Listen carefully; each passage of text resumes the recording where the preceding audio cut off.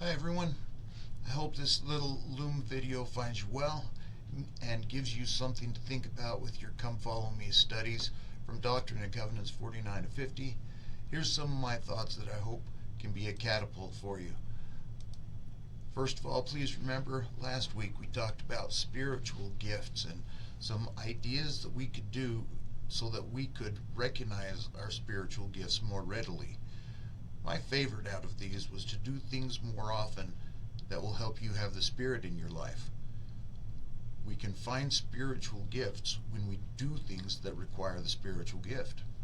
And I hope that gives us some ideas. Our story today from Doctrine and Covenants 49 and 50 goes back to Kirtland right after the missionaries had taught the people and then left them without really any guidance to just kind of figure out what it feels like and what it means to be led by the Spirit. And when Parley P. Pratt, one of their missionaries, returned back to find them, he found that they were in very strange spiritual operations, and some were disgusting instead of edifying. And others would seem to have visions and revelations which were not edifying and which were not congenial to the doctrine of the Spirit and spirit of the gospel. In short, a false lying spirit seemed to be creeping into the church. The interesting thing about this is that this was an experience not by people who wanted to be evil, but by people who wanted to be good.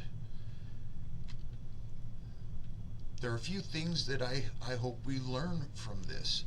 False and lying spirits are a real thing. Spiritual manifestations that come from false and lying spirits aren't true.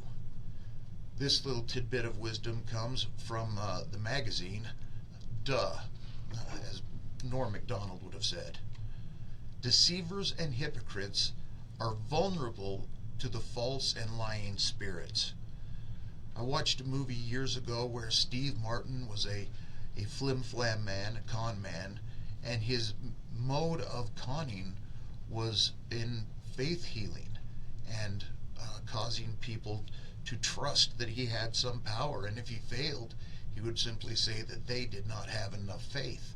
Meanwhile, he was capitalizing, and sometimes that zealousness can leave us vulnerable to false and lying spirits. The righteous might be deceived if they are not careful, we learn from this story. Some of the deception or the false and lying spirits might manifest themselves among us, the Latter-day Saints, in emotionalism, sensationalism, elitism, or the spiritual desire to be separate from, or above, or holier than. The Book of Mormon talks about looking beyond the mark as a false and lying spirit, receiving revelation that is outside of our lane, or not in harmony with the teachings and doctrines of the Church of Jesus Christ, or maybe those spirits that lead us into a self-gratifying position rather than one that has previously been revealed by God. Elder Bednar said, spiritually dangerous ideas and actions frequently can appear to be attractive, desirable, or pleasurable. Thus, in our contemporary world, each of us needs to be aware of beguiling bad that pretends to be good.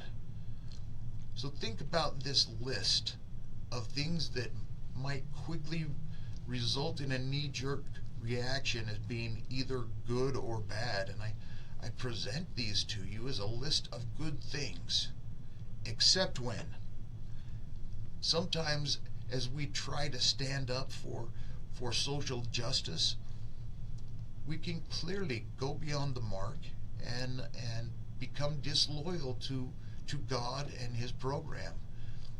Or standing for truth in our desire to be righteous and defend the faith, we might find ourselves vulnerable to that which looks good, pretends to be good, being in its core bad.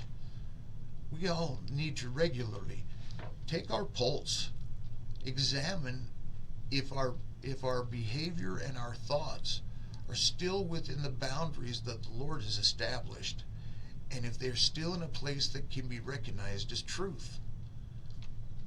The scripture said, that which is of God is light, and he that receiveth light and continueth in God receiveth more light, until the light groweth brighter and brighter until the perfect day.